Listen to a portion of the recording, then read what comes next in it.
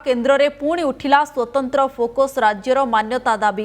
राज्यसभा रे बीजेडी सांसद सस्मित पात्र शून्यकाल रे एही दाबी उठाइछंती। ओडिशा एक विकसित राज्य होइथिले भी क्रमागत भावे प्राकृतिक विपर्ययर सम्मुखीन हेउछि। एहा द्वारा राज्यर अर्थनीति प्रभावित हेउछि।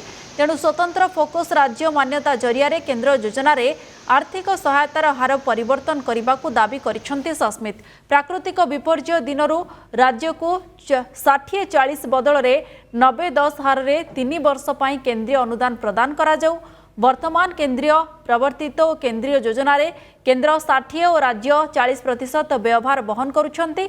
किंतु प्रशासनिक खर्च को हिसाब कले राज्य सरकार प्रतिटी योजना रे हाराहारी 50% व्यय बहन करुछे। तेबे विपर्यय समय रे केंद्रीय अनुदान हार को 90% को वृद्धि करागले राज्य सरकार निज अर्थनीतिर सुधार करने सह क्षयक्षतिर भरणा करने को सुजोग पाइबे। पूर्वर मुख्यमंत्री नवीन पट्टनायक केंद्र निकट में बारंबार एने दाबी करिसेंती। एथि सहित अविभक्त केबीके अंचल रे बैंकिंग, टेलीफोन और इंटरनेट सेवार संप्रसारण करने को मध्य दाबी करिसेंती सस्मित। तो सस्मित पात्रा जी, Honorable Chairman sir, thank you for giving me this opportunity to speak on a very important topic on the zero hour sir. So as you know, Odisha is one of the most developing states in the country, led by Honorable Chief Minister Shri Naveen Patnaik ji sir. So in this regard, I would like to bring to your kind notice the need for developing more infrastructural development for the state of Odisha, and for doing that sir, Odisha needs to be provided extra assistance and support कर बोलिए, sound आएगा sir. Actually ये बहुत बड़ा विषय है sir Orissa का, जो आपके माध्यम से मैं सदन में रखना चाहता हूँ, माननीय मंत्री जी के नजर में आना चाहता हूँ। पहली बात ये है सर, उड़ीसा प्रगति कर रहा है, विकास कर रहा है माननीय मुख्यमंत्री श्री नवीन पटनायक जी के नेतृत्व में। साथ में सर उड़ीसा हमेशा नेचुरल डिजास्टर्स में बहुत अफेक्टेड हुआ है। आप साइक्लोन्स की बात ले लीजिए, फ्लड्स की बात ले लीजिए, अम्फन हो गया, फौनी हो गया, तितली हो गया, ये कई ऐसे विषय हैं जो कि आके अपसेट करते हैं हमारी इकोनॉमी को। वहां पर सर आवश्यकता है कि सेंटर स्टेट का जो असिस्टेंस, जो शेयरिंग पैटर्न होता है वो बदला जाए। अभी सर कई ऐसे प्रोग्राम्स हैं जिसमें 60-40 का एलोकेशन है, 60% केंद्र देता है, 40% राज्य देता है।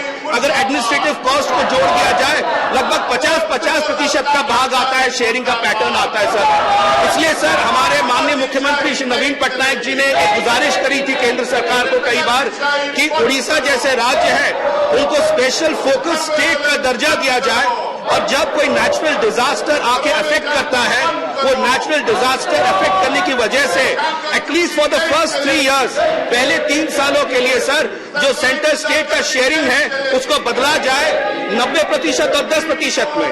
केंद्र सरकार 90% के फंड्स दे और राज्य जो है 10% के फंड्स दे।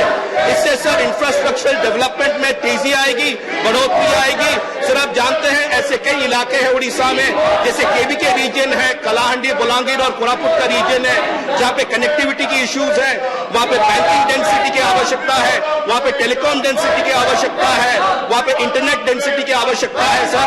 इसलिए इंफ्रास्ट्रक्चरल डेवलपमेंट के लिए स्पेशल फोकस स्टेट का दर्जा देना उड़ीसा को बहुत जरूरी है।